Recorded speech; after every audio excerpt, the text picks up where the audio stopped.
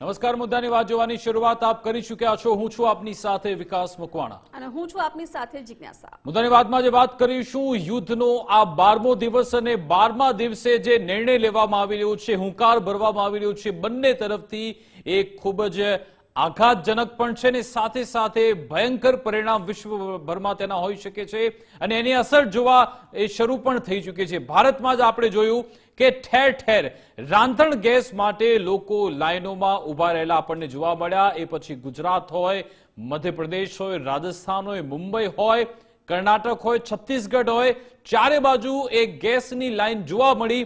સાથે સાથે commercial gas એ તો મળતા જ નથી, એના કારણે હોટલ રેસ્ટોરન્ટના ધંધાઓ ઠપ થઈ રહ્યા છે।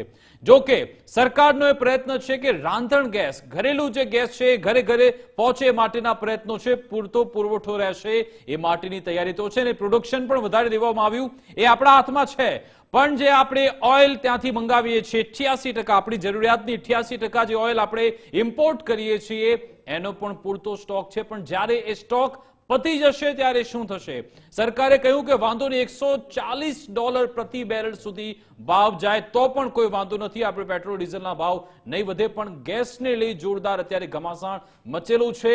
અમેરિકાની વાત કરીએ તો અમેરિકામાં પણ ગેસના ભાવ વધ્યા, ડીઝલના ભાવ વધ્યા છે અને બધાની વચ્ચે આજે ઈરાને એવી ધમકી આપી દીધી છે કે $200 પ્રતિ બેરલ સુધી ભાવ તમે જોવાના છો જો આવું ચાલુ રહ્યું તો। સામે ઇઝરાયેલે હવે એવો દાવો કર્યો છે કે અમે તો ઓપરેશન બંધ કરવાના મૂડમાં છીએ જ નહીં। ઇઝરાયેલે આજે કહ્યું કે લિમિટલેસ, કોઈ આમાં સમય મર્યાદા નથી, જ્યાં સુધી અમે અમારા લક્ષ્યાંકો પૂર્ણ ન કરીએ ત્યાં સુધી ઓપરેશન અમે ચાલુ રાખીશું। એટલે કે ઇઝરાયેલ મક્કમ જોવા મળી રહ્યું છે, ઈરાન ઝૂકવા તૈયાર નથી। અને વચ્ચે ડોનાલ્ડ ટ્રમ્પ ફસાઈ ગયા છે।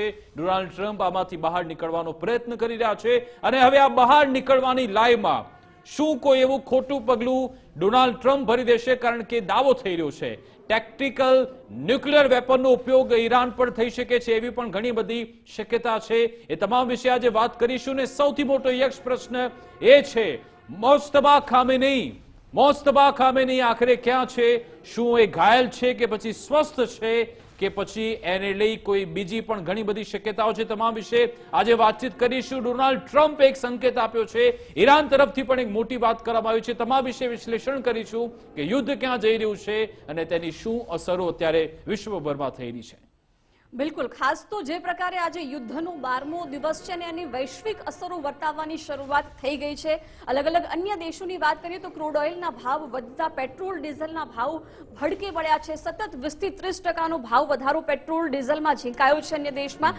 ભારતમાં પણ તેની અસર વર્તાઈ છે। રાંધણ ગેસની જેમ ક્યાંક તંગી ઊભી થઈ છે અને બીજી તરફ કમર્શિયલ ગેસની જે વાત થઈ રહી છે ત્યાં હોટલ રેસ્ટોરન્ટ છે બંધ કરવાની નોબત આવી ગઈ છે અને આગામી દિવસોમાં કદાચ આ પરિસ્થિતિ વધુ પણ બગડી શકે છે। પરંતુ ભારત માટે સૌથી ચિંતાજનક પ્રશ્ન એ પણ છે કે ખાડી દેશોમાં હજારો ભારતીયો ત્યાં ફસાયેલા છે। અત્યાર સુધી 50,000થી વધારે ભારતીયો પરત વતન ફરી ગયા છે, પરંતુ હાજર ત્યાં છે જે ખાડી દેશો સહિત ઈરાનમાં પણ જે ભારતીયો છે એમને કેવી રીતે વતન પરત લાવવા આ યુદ્ધની પરિસ્થિતિમાં, એ પણ એક મોટો પ્રશ્ન છે। એટલે જ પ્રધાનમંત્રીની અધ્યક્ષતામાં એક મહત્વની બેઠક પણ મળી હતી। આ તરફ મોજતબા ખામેની છે અત્યારે ગંભીર રીતે ઘાયલ હોવાના સમાચાર પણ આવ્યા હતા। સૌથી મોટો પ્રશ્ન એ છે કે મોજતબા ખામેની ક્યાં છે ને એક રિપોર્ટ આવ્યો છે કે મોજતબા ખામેની હોસ્પિટલમાં દાખલ છે, એમના પગમાં ગંભીર ઈજા પહોંચી છે। યુએસના હુમલામાં મોજતબા ખામેની ઘાયલ થવા હોવાનો દાવો છે। તહેરાનની સીના હોસ્પિટલમાં તેમની સારવાર ચાલી રહી છે તેવો રિપોર્ટ કહે છે। જો કે ઈરાને વેસ્ટર્ન મીડિયાના આ દાવાને ફગાવ્યું છે। અલ ઈરાની જે એક મીડિયા છે, સાથે ન્યુયોર્ક ટાઈમ્સ, ન્યુયોર્ક પોસ્ટ, એમણે દાવો કર્યો છે। એની સામે ઈરાને કહ્યું છે કે મોજતબા ખામેની સુરક્ષિત છે। ઈરાન સરકારના સલાહકાર યુસુફ પેજેશ્કિયને જાણકારી આપી, એમણે કહ્યું કે મોજતબા સુરક્ષિત અને સ્વસ્થ છે એવું યુસુફ પેજેશ્કિયન કહી રહ્યા છે। અને બીજી મીડિયા ઇઝરાયેલે પણ આજે દાવો કર્યો, ઇઝરાયેલની મીડિયા ચલાવી રહી છે કે મોજતબાને પગમાં ગંભીર ઈજાઓ પહોંચી છે। બે થિયરી ચાલી રહી છે, એક તો એ કે મોજતબા આઈસીયુમાં દાખલ છે, એમની હાલત ખૂબ જ ગંભીર છે।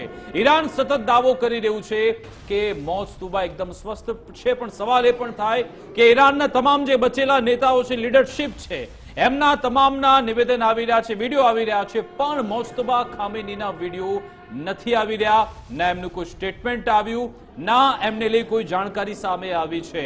ઈરાનના વિદેશ મંત્રી હોય કે પછી નવા રક્ષા મંત્રી હોય કે પછી સિક્યોરિટી એડવાઇઝર હોય કે પછી એના રાષ્ટ્રપતિ પેજેશકિયાન, એ તમામના વિડીયો સામે આવ્યા, પણ મોજતબા ખામેનીનો વિડીયો સામે ના આવતા, એમની કોઈ જાણકારી ન મળતા ગંભીર સવાલ થઈ રહ્યો છે કે શું હવે મોજતબા ખામેની છે કે કેમ, અને છે તો શું અત્યારે સંપૂર્ણપણે ફિટ છે કે પછી આમાં બીજી જ કોઈ નવી રમત રમાઈ રહી છે. આ અંગે આપણે વિશ્લેષણ કરવાના છીએ. ગેસ્ટ પેનલ આપણી સાથે જોડાયેલી છે. ડિફેન્સ એક્સપર્ટ મનન ભટ્ટ આપણી સાથે જોડાયેલા છે, સાથે ડિફેન્સ એક્સપર્ટ દિનેશભાઈ પટેલ પણ આપણી સાથે જોડાયા છે. આ બંનેનું ગુજરાત ફર્સ્ટમાં સર સ્વાગત છે.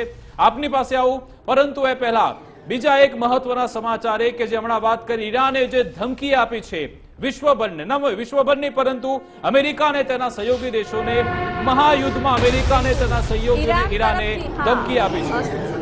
ધમકી આપવામાં આવી છે કે અમેરિકાને જે લોકો સપોર્ટ કરશે એમને પર પણ અમે હુમલો કરીશું. અમેરિકાને ફાયદો કરાવનાર એક પણ ઓઇલ ટેન્કરને હોર્મુઝ સ્ટ્રેટમાંથી પસાર થવા નહીં દે. યુએસ કે તેના સાથી દેશોના ટેન્કર છે હોર્મુઝ સ્ટ્રેટમાંથી પસાર નહીં થઈ શકે, એટલે કે બીજા દેશોને પણ જો અમેરિકાને સપોર્ટ કરે છે તો મોટો ફટકો પડી શકે છે. ઈરાને આ સ્પષ્ટ ચેતવણી કહો કે ધમકી આપી દીધી છે. કહ્યું છે કે દેશોના ટેન્કર હોર્મુઝ સ્ટ્રેટમાંથી પસાર નહીં થાય તો પ્રતિ બેરલ $200 સુધી ભાવ વધવાની તૈયારી પણ રાખજો, એવી સ્પષ્ટ ચેતવણી ઈરાન તરફથી આપી દેવામાં આવી છે.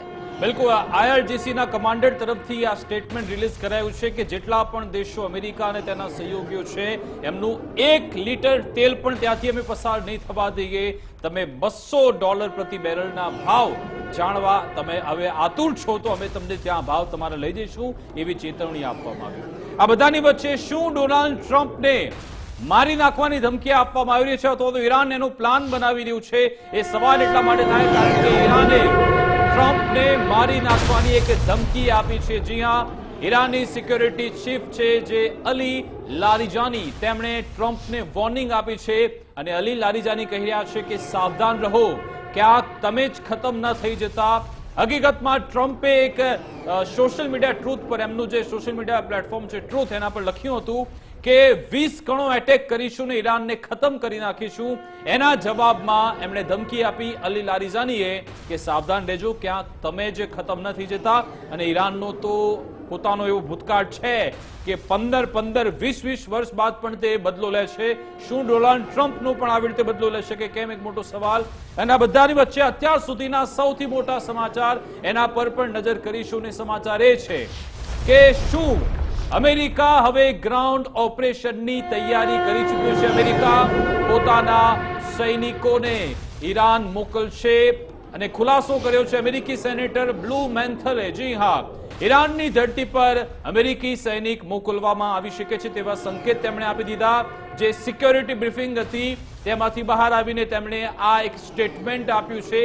જો કે ડેમોક્રેટના એ સેનેટર છે, જો કે એમણે જે ચિંતા વ્યક્ત કરી છે, એમણે કહ્યું છે કે આપણા દીકરા દીકરીઓ આખરે કેમ આપણે તેમને ઈરાન મોકલવા જોઈએ.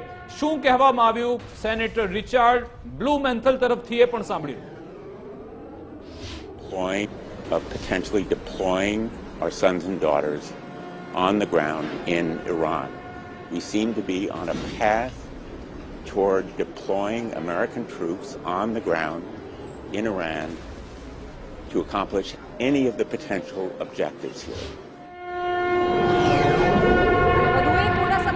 ઇઝરાયલ પર ઈરાને મોટો મિસાઇલ હુમલો કર્યો છે. 1.5 ટન વજનવાળા ક્લસ્ટર વોરહેડ સાથેના મિસાઇલ હુમલાથી ઇઝરાયલમાં પણ હડકંપ મચી ગયો છે. તેલ અવીવમાં ઈરાની મિસાઇલ મારાના કારણે નુકસાનીના દ્રશ્યો પણ સામે આવી રહ્યા છે. ઈરાનમાં પણ મોટા પ્રમાણમાં નુકસાન થયું છે. 1300 થી વધારે લોકોએ જીવ ગુમાવ્યા.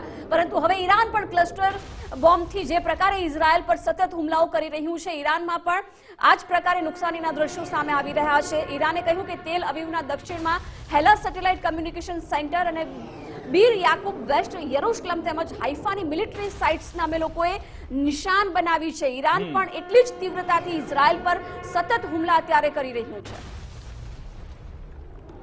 બિલકુલ, આ અંગે આપણે ચર્ચા કરીશું. આપણી સાથે ગેસ્ટ પેનલ જોડાયેલી છે. મનનજી અને દિનેશજીને સ્ક્રીન પર લાવી દઈએ. મનનજી, સૌપ્રથમ આપની પ્રતિક્રિયા લેવી છે કે એક તો 2 વિગત મળી ઈરાને ધમકી આપી છે કે અમે સ્ટ્રેટ ઓફ હોર્મુઝમાંથી અહીંયાથી અમેરિકા કે તેના એલાય સહયોગી દેશોનું એક પણ લીટર તેલ પસાર નહીં થવા દઈએ. $200 સુધી ભાવ પહોંચવાનો છે. અને એની સામે જ્યારે અમેરિકાના સેનેટરો દાવો કરે છે કે ભાઈ અમેરિકાના સૈનિકો ઈરાન પહોંચી રહ્યા છે, અને તમે કેવી રીતે જુઓ છો? ઓર વિધ્વંસક આ લડાઈ થવા જેવી છે.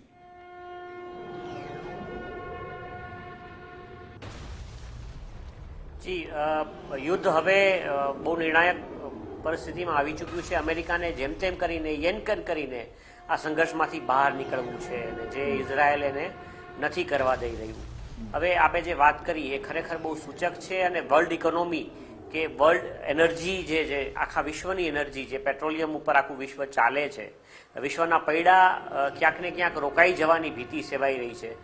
ઈરાન જ્યારે કહી રહ્યું છે કે સ્ટેટ ઓફ હોર્મુઝમાં અમે કોઈ પણ અમારા વિરોધી દેશના ટેન્કર્સને પસાર નહીં થવા દઈએ, તો ઇટ્સ અ ફેક્ટ. બિકોઝ અમેરિકી વિદેશ મંત્રી કે એમના સેક્રેટરી ઓફ વોરનું ટ્વીટ આવ્યું કે અમે અમેરિકન ટેન્કર્સને અને યુરોપિયન ટેન્કર્સને સ્ટેટ ઓફ હોર્મુઝમાંથી પસાર થતી વખતે અમે એમને એસ્કોર્ટ કરીશું, એટલે અમે અમારી નૌસેનાના જહાજો એમની સાથે જશે અને સહી સલામત એમને પાછા લાવશે.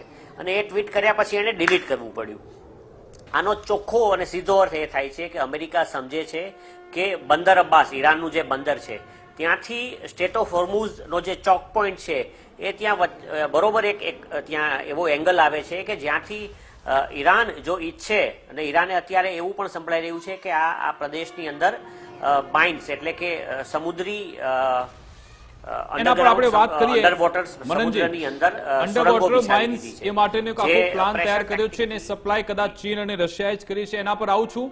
પણ અત્યારે બીજો મહત્વનો સવાલ એ ચર્ચાઈ રહ્યો છે મનનજી કે મોજતબા ખામેનેઈ આખરે ક્યાં છે? બે થિયરી ચાલી રહી છે. એક તો એ છે કે હોસ્પિટલમાં દાખલ છે, ખૂબ જ ગંભીર હાલતમાં છે. ઈરાનના જે સરકારના સલાહકાર છે યુસુફ પજેશ્કિન, એમણે કહ્યું છે સંપૂર્ણપણે સ્વસ્થ ફિટ છે. આપનો લોજિક શું કહી રહ્યું છે કે શું એવું છે ખરા? કારણ કે દાવો એ પણ થઈ રહ્યો છે કે મોજતબા ખામેની જાણતા જ નથી કે એમના પિતાનું પણ મોત થઈ ગયું છે, એમના બહેન એમનું પણ મોત થઈ ગયું છે, આટલો ભીષણ એટેક થયો છે, બધું જાણતા જ નથી. એવી પણ એક થિયરી છે. શું આ વેસ્ટર્ન મીડિયાનો નેરેટિવ છે કે પછી બીજી જ કંઈક આમાં રમત છે?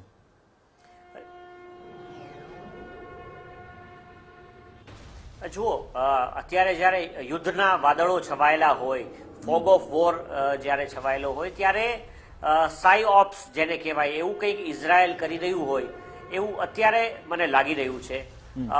બિકોઝ મોજતબા ખમેની જો ઘાયલ હોત, મોજતબા ખામેની જો એમનું પદ સંભાળવાને માટે યોગ્ય ન હોત, કેપેબલ ન હોત આ સમયે, તો કદાચ કોઈ બીજાને આ સત્તા સોંપવામાં આવી હોત. એમની પાસે એસેશનની લાઈન રેડી હતી. એટલે હું અત્યારે તો એ માનવા, જ્યાં સુધી કોઈ પ્રૂફ ના આવે ત્યાં સુધી આ બાબતને માનવા તૈયાર નથી. આ કોઈ ઇઝરાયેલનું સાઈ ઓપ્સ જેને કહેવાય, એક રીતે એ લોકો ઈચ્છે છે કે મોજતબા ખામેની સામે આવે, અને અમેરિકા એટલે પ્રેસિડેન્ટ ટ્રમ્પ કહી ચૂક્યા છે કે હું એને પણ ખતમ કરવાનો છું. કોઈ પણ લીડર બનશે અને જો કટ્ટરપંથી હશે તો એને અમે ખતમ કરશું. એટલે એ લોકો કોઈ પણ હિસાબે ઈચ્છે છે કે મોજતબા પોતાનો વિડીયો બનાવે, ત્યાં લોકોની સામે આવે અને જેથી એને ખતમ કરી શકાય. અત્યારે આ બાબતની કોઈ પુષ્ટિ થઈ નથી અને ઇઝરાયેલનું સાઈ ઓપ્સ ચાલી રહ્યું હોય એવું લાગે છે. પણ અત્યારે સૌથી મોટો પ્રશ્ન જો કેવું હોય કે જ્યારે કોઈ આટલું મોટું તમે યુદ્ધ ખેલો, સપોઝ રશિયા યુક્રેન યુદ્ધ થયું તો એનું ફોલઆઉટ, એની આડઅસરો સમગ્ર વિશ્વએ નહોતી જોઈ. પણ તમે જ્યારે સમગ્ર ગલ્ફને યુદ્ધની અગનજવાળામાં ધકેલ્યું છે તો એનું ફોલઆઉટ, એની અસરો છેક મારા ઘર સુધી આવી ગઈ છે. આજે મને પણ ચિંતા થઈ રહી છે કે મારે ઘરે આવતો આવશે કે નહીં. મનનજી, વિશેષજ્ઞો એ પણ કહી રહ્યા છે કે આ ઈરાનની એટલી મોટી ચાલ હોઈ શકે છે કે માની લો કદાચ ખૂબ જ મોટું એ છે કે 28 ફેબ્રુઆરી જે એટેક થયો, બની શકે કે મોજતબા ખામેની એમનું પણ હત્યા થઈ ગઈ હોય. પણ જે રીતે ઈરાનની પાછળ ઇઝરાયલ અમેરિકા પડ્યું છે, જો મોજતબા ખામેની એવી રીતે બતાવી દેવામાં આવે કે ભાઈ એ સુપ્રીમ લીડર છે, જો વાસ્તવિકતામાં હોય જ નહીં, તો એને ઇઝરાયલ એની પાછળ ફરતું રહે અને અહીંયા ઈરાન IRGC પોતાનો લક્ષ્યાંક પ્રાપ્ત કરતા રહે. કદાચ એવું પણ બની રહે. દિનેશજી, આ બાબતે આપની પ્રતિક્રિયા? સૌથી પહેલા તો હું એટલું કહેવા માંગીશ કે ભાઈ વોર એક is not there is something called military war, diplomatic war, economical war and information અને મિસઇન્ફોર્મેશન વોર. ઓકે, એટલે આ મિસઇન્ફોર્મેશન અત્યારે આપણે બધી ગણતરી કરી શકીએ કે બધા એઝમ્પશન આપણે કરી શકીએ કે મરી ગયા હશે કે નહીં મરી ગયા હોય, પણ એની સાથે સાથે એ બી છે કે ઇઝરાયલને એ લોકો એવું સાબિત કરવા માગે છે કે અમારા એટેકમાં જે મુસ્તફા ખોમેની છે એ પણ ઘવાયેલા છે. પણ એના છોકરાનું આ જે સ્ટેટમેન્ટ છે, એના સનનું સ્ટેટમેન્ટ છે કે માઇનર ઇન્જુરી છે, હી ઇઝ કમ્પ્લીટલી સેફ. નાવ જેવી રીતે મનન સાહેબે કહ્યું કે ભાઈ એને ગમે એમ કરીને વિડીયો પર લાવો કે પ્રૂવ કરવા માગે, આવી રીતની જે થિયરી છે ને તે ઓસામા બિન લાદેન પર બી ઘણીવાર થયેલી એમ કે ભાઈ એને મારી નાખવામાં આવ્યો છે અને એ કરી નાખવામાં આવ્યો છે, પણ એ 6 વર્ષ સુધી એની પાછળ પડ્યા અને ત્યાં સુધી એને પકડી નહોતા શક્યા. એવી રીતે ઈરાન બાબતમાં જે આ ઇન્ફોર્મેશન છે ઇઝ એ મિસઇન્ફોર્મેશન વોર.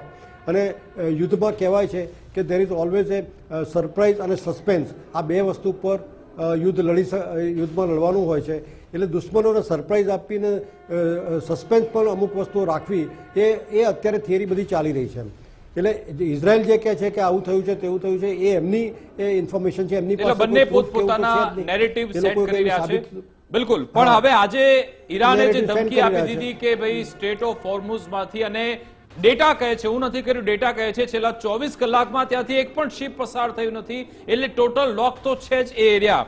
આપણે પણ જે મંગાવીએ છીએ જથ્થો એનો 50% ત્યાંથી જ પસાર થતો હોય છે, વિશ્વનો 20% એ જથ્થો, એટલે આપણા સૌ માટે એ ગંભીર સમાચાર છે. એ સ્થિતિ જ્યારે થઈ ચૂકી છે ત્યારે શું લાગે છે કે આ સ્ટ્રેટ ઓફ હોર્મુઝ એ ફ્રી થશે ખરા કે પછી, કારણ કે જે માઇન્સની વાત પણ બીજા તબક્કામાં આવે. ગઈકાલે સમાચાર હતા કે ઈરાને ત્યાં અંડર માઇન્સ પણ ત્યાં રેડી કરી છે અને એનાથી ગમે એટલી શિપને નુકસાન પહોંચાડવું હોય એ પહોંચાડી શકે છે. એ બાબતે શું કહેશો? સૌથી પહેલા એ બાબતે ઈરાને ચોખ્ખી વાત કરી છે કે અમે 1 લીટર બી તેલ જવા નહીં દઈએ, પણ સાથે સાથે એ કહ્યું છે કે જે એના એલાઇડ એટલે ફ્રેન્ડલી કન્ટ્રી છે એ લોકોને શિપને રોકવામાં નહીં આવે. પણ સાથે સાથે જો અમેરિકાની સૌથી મોટી નેગેટિવ વસ્તુ એ છે કે એમણે હાથ ઊંચા કરી દીધા છે કે it is very difficult to protect any ship through this Hormuz pass જે છે ત્યાંથી એ લોકો કોઈને પ્રોટેક્શન નહીં આપી શકે. Means they have shown there helplessness. This itself shows કે ઈરાન ધીરે ધીરે આ જે હોર્મુઝ બાયપાસ છે તેનું કંટ્રોલ લઈ રહ્યું છે અને ત્યાં ઈરાન કહેશે એવું જ ચાલશે. અને ઈરાને ક્લિયર કટ કહી દીધું છે કે ફ્રેન્ડલી કન્ટ્રીના શિપને રોકવામાં નહીં આવે. પણ એ પણ એક રિસ્ક છે, પણ they will definitely take care કે ભાઈ એમના કન્ટ્રીના જહાજોને કંઈ નુકસાન ના થાય. પણ ઓવરઓલ આખી વર્લ્ડની અંદર આ વસ્તુની ઇફેક્ટ થઈ ગઈ છે અને એના લીધે પ્રેશર હવે અમેરિકા પર વધી ગયું છે કે જેમ જેમ એ. અચ્છા, બીજી વસ્તુ શું થઈ રહી છે કે Donald Trump has become like A commentator. Commentator એટલે દરરોજ એનું સ્ટેટમેન્ટ આવે છે કે અમે આટલી શિપ ડિસ્ટ્રોય કરી નાખી, we are winning the war, અમે ટાર્ગેટ એચીવ કર્યા છે. શું ટાર્ગેટ એચીવ કર્યા છે મને કહેશો? એક દિવસે એ કહે છે કે અમે 30 શિપ ડિસ્ટ્રોય કરી નાખી, બીજા દિવસે કહે કે અમે 50 શિપ ડિસ્ટ્રોય કરી નાખી. એટલે સાથે સાથે એમ કે ઈરાનની અંદર હવે કશું એટેક કરવા જેવું રહ્યું નથી. This is the statement. અને આજે સાહેબ એક ખુલાસો એ પણ થયો, ડોનાલ્ડ ટ્રમ્પે તો ઓન રેકોર્ડ કહ્યું હતું કે ફક્ત 8 સૈનિકો જ ઘાયલ થયા છે. એમના સેક્રેટરીએ કહી દીધું કે 150 સૈનિકો અમારા ઘાયલ થયા છે. એટલે એવું તો નહીં હોય કે નાની મોટી ખરોચ આવી હશે, ગંભીર રીતે ઘાયલ હશે. એટલે આંકડો ખૂબ જ મોટો થવાનો છે. મનનજી, મારે તમારી પાસે આવશે કે જે સામાન્ય દર્શકો માટે આપ જણાવો કે માઇન્સની જે વાત થઈ રહી છે દરિયાની અંદર, એ કેવી ઘાતક હોઈ શકે છે? ઈરાનની આમાં શું રણનીતિ છે સ્ટ્રેટ ઓફ હોર્મુઝને લઈ? એ માઇન આખરે શું છે? કેવી રીતે એની સાથે ઈરાન આગળ વધી રહ્યું છે?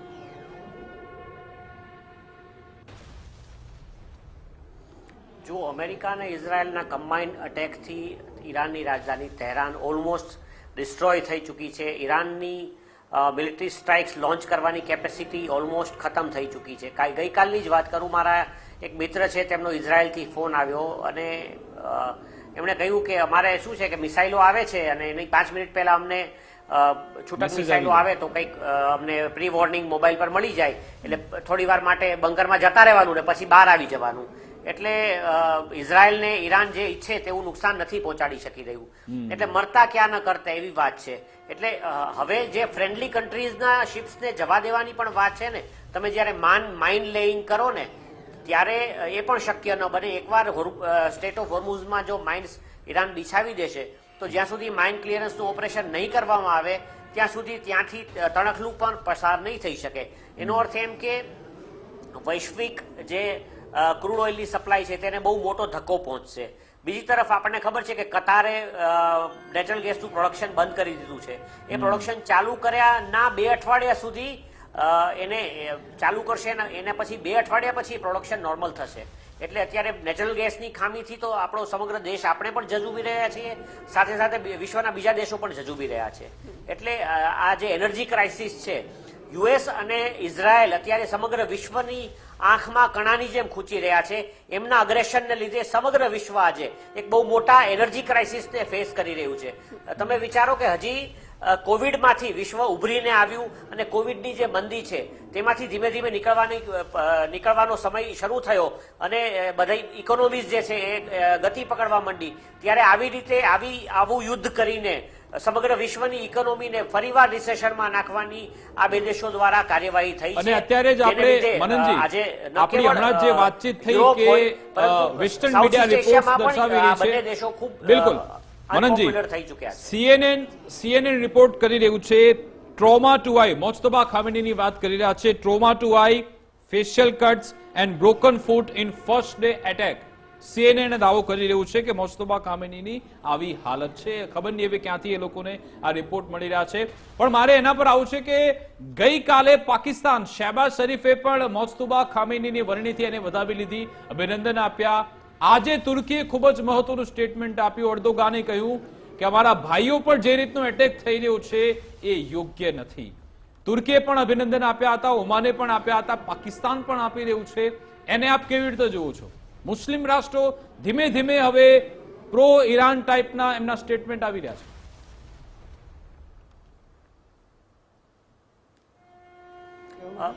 જુઓ, ઈરાનમાં નવા લીડરની વરણી થઈ છે અને તેનું સ્વાગત મને ખ્યાલ છે ત્યાં સુધી ભારતમાંથી પણ 1-2 જગ્યાએ થયું હશે. એટલે ઈરાનના નવા લીડરની વરણી એનું સ્વાગત થવું જ જોઈએ. વળી કેવું છે કે અમેરિકાને ગરમ ગુસ્સે કરવાનું હું નથી માનતો કે પાકિસ્તાન કે તુર્કી ઈચ્છતા હોય. એટલે તુર્કી નાટોનો મેમ્બર દેશ હોવા છતાં પણ એને સ્ટેન્ડ ન લીધું અને હજી સુધી ઘણા બધા દેશો એમાં તુર્કી અને પાકિસ્તાન પણ આવી જાય. એમણે ઈરાનના આની પહેલાના જે સર્વોચ્ચ લીડર હતા અયતોલ્લાહ અલી ખામેની, એમના મૃત્યુ પર જે જાહેરમાં અમેરિકા અને ઇઝરાયલને વખોડવા જોઈએ એ વખોડ્યા નથી. એટલે you don't want to irk the big brother, એ પણ એક હકીકત છે. બાકી આ સમયે એવું એક્સપેક્ટેડ હતું કે ઈરાન એકલું અટલું ન પડી જાય અને એની સાથે કમસે કમ ઇસ્લામિક રાષ્ટ્રો તો ઉભા રહે. પરંતુ એક શિયા દેશ એવો ઈરાન એકલો પડી ગયો અને આજે વિશ્વમાં કોઈ પણ ઈરાનની બાજુમાં એના મિત્ર દેશ તરીકે ઊભો રહેવા તૈયાર નથી. એટલે આમાં એ પણ શીખવા જેવું છે કે વિશ્વમાં કે સમાજમાં જો તમારી પાસે મિત્રો નહીં હોય તો ખરેખર આવા અગ્રેસિવ દેશો, આવા અગ્રેસિવ લોકો કે પછી જે લોકોને કાયદા અને કાનૂનની પરવા નથી તે તમને એકલા અટુલા પાડી અને ખતમ કરવાની કોશિશ કરશે. હેવિંગ સેડ ધેટ, હું એવું નથી કહેતો કે ઈરાનના અયતોલ્લાહ ખામેની બહુ સારા કદાચ લીડર હતા કે બહેનોનું શોષણ નહોતું થતું, પરંતુ એક દેશ તરીકે, એક દેશમાં રહેતા લોકો તરીકે એમની પર અત્યારે જે વીતી રહ્યું છે, ખાસ કરીને આમ જનતા પર જે રીતે દીકરીઓની સ્કૂલ પર બોમ્બિંગ થયું કે પછી તહેરાનને અત્યારે સપાટ કરી દેવાની જે નીતિ અમેરિકાને આ લોકો વાપરી રહ્યા છે, તો એની સમયે આપણને ખરેખર દુઃખ થાય કે ઈરાન સાથે ખરેખર એના મિત્ર દેશો જો કોઈ હોત, એને જો ક્યાંય મિત્રતા મેન્ટેન કરી હોત તો એને આજે એની સાથે કોઈ ઉભા રહેવા જેવું હોત, કોઈ એનો હાથ પકડ્યો હોત કે ના ભાઈ આની સાથે આવા જુલમ તમે આમ જનતા સાથે તો ન કરો.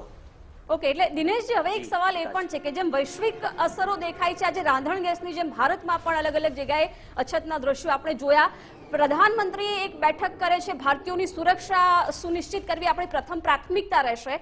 અલગ અલગ ખાડી દેશોમાંથી જેમ જેમ ફ્લાઇટ ચાલુ થઈ રહી છે એમ ભારતીયો પરત ફરી રહ્યા છે, પણ ઈરાન અને લેબનોનમાં જે અમુક ભારતીયો ફસાયેલા છે ત્યાંથી એમને કાઢવા કેટલું મુશ્કેલ બનશે? કેમ કે હાલ સીઝ ફાયર થાય, યુદ્ધ વિરામ થાય એવી કોઈ શક્યતા નથી. અઝરબૈજાન જમીની માર્ગે ભારતીયોને પરત લાવવામાં આવે, કેવા પ્રકારની પરિસ્થિતિ આપણે જોઈ શકીએ છીએ ભારતીયોની સુરક્ષાને લઈને? ભારતીયોની સુરક્ષાને તો ટોટલી દર વખતે જ્યારે ઈરાન વોર, આપણે યુક્રેન અને રશિયન વોર હતું ત્યારે પણ આપણે કાઢ્યું હતું અને એના માટે આપણી વિદેશ નીતિ અથવા તો વિદેશ જે MEA છે આપણા, એ બધા બહુ વ્યવસ્થિત રીતે પ્લાન કરી રહ્યા છે અને એને માટે પેલો જે સેફ કોરિડોર એમને પ્રોવાઈડ કરવા માટે ત્યાંના કન્ટ્રી સાથે વાત કરીને અમુક સમય આપવામાં આવે છે કે 2 કે 4 કલાકની અંદર આપણી એ બધી વસ્તુ છે ને ઇન્ટરનેશનલ પ્લાનિંગની અંદર થઈ રહી છે અને આપણે ઘણી વખત આ વસ્તુ કરી ચૂક્યા છે. ઇવન ઇરાક વોર વખતે બી આપણે કરી ચૂક્યા છે અને આપણે આ વખતે બી યુક્રેનને રશિયન વોર જ્યારે ચાલતું હતું ત્યારે પણ આપણે રશિયાથી એઝ વેલ એઝ યુક્રેનથી સેફ આપણે આપણા લોકોને લાવી શક્યા છે અને એના માટે ત્યાંની ગવર્મેન્ટ સાથે આપણા રિલેશનશિપ એવા છે કે ભારતના ઝંડાની સાથે જે બસોમાં જતા હતા તેને પણ ઇવન ચાલુ વોરે રોકવામાં નથી આવ્યા અને એ રીતની પ્લાનિંગ છે. એટલે આપણે એ બાબતમાં થોડુંક કોન્ફિડન્સ રહેવાની જરૂર છે કે આપણી ગવર્મેન્ટ એ બાબતમાં રાઇટ સ્ટેપ રાઇટ ટાઈમે લઈ લેશે અને જ્યારે સેફ સમય હશે તે વખતે એમને ત્યાંથી પિકઅપ કરી અને લાવવામાં આવશે. પણ આમાં હું એક બીજી વસ્તુ પણ કહેવા માગું છું કે આપણા જે નાગરિકો છે જે બીજા દેશમાં વસે છે આ બધા મિડલ ઇસ્ટમાં એ બધામાં એમને બહુ પહેલાં વોર્નિંગ આપી દેવામાં આવી હતી કે તમે ત્યાંથી શિફ્ટ થતા હો. પ્રોબ્લેમ શું છે કે બધા છેલ્લી ઘડી સુધી શિફ્ટ નહીં થયા અને જ્યારે શિફ્ટ થયા અને થવાની વાત આવી ત્યારે ઓલરેડી યુદ્ધ ચાલુ થઈ ગયું હતું. એટલે everybody is depending upon only on the government પણ દેર ઓન સેફ્ટી માટે બી એ લોકોએ ત્યાંથી નીકળી જવું જોઈતું હતું. એની વોર્નિંગ જેવી રીતે એડવાઇઝરી આપવામાં આવે છે, અમેરિકાએ પોતાના નાગરિકોને એડવાઇઝરી આપી છે, બધાને આપી છે, તો એ લોકોને તકલીફ ઓછી પડે છે. આપણા નાગરિકો તરત સ્ટેપ નથી લેતા બિકોઝ દે આર કોન્ફિડન્ટ કે આપણી ગવર્મેન્ટ કાઢી નાખશે. પણ એના માટે પોતાની જાનના જોખમે આ બધું ના કરવું જોઈએ. પણ રેસ્ટ એશ્યોર્ડ કે this correct step will be taken અને સેફલી આપણા જે નાગરિકો છે એને આપણી ગવર્મેન્ટ લઈ આવશે એમાં કોઈ શંકાનું સ્થાન નથી. ઓકે, અત્યારે જે ડોનાલ્ડ ટ્રમ્પે હમણાં કહ્યું છે કે the war in Iran is ending soon because there is practically nothing left to target, swift victory in coming. મનનજી, આપ શું કહેશો? ડોનાલ્ડ ટ્રમ્પ આજે કહી રહ્યા છે કે હવે અમે તો અમારા શેડ્યુલ કરતા ખૂબ આગળ છીએ અને યુદ્ધ પતવા આવી રહ્યું છે કારણ કે 90% એમની જે કેપેબિલિટી છે અમે પૂર્ણ કરી નાખી છે. આપને શું લાગે છે? કારણ કે આજે ચર્ચા એ પણ થઈ કે ટેક્ટિકલ ન્યુક્લિયર વેપનનો ઉપયોગ કરી શકે છે અમેરિકા બધું પૂર્ણ કરવા માટે. આ યુદ્ધ પૂર્ણ કેવી રીતે થઈ શકે? આપને શું લાગે છે?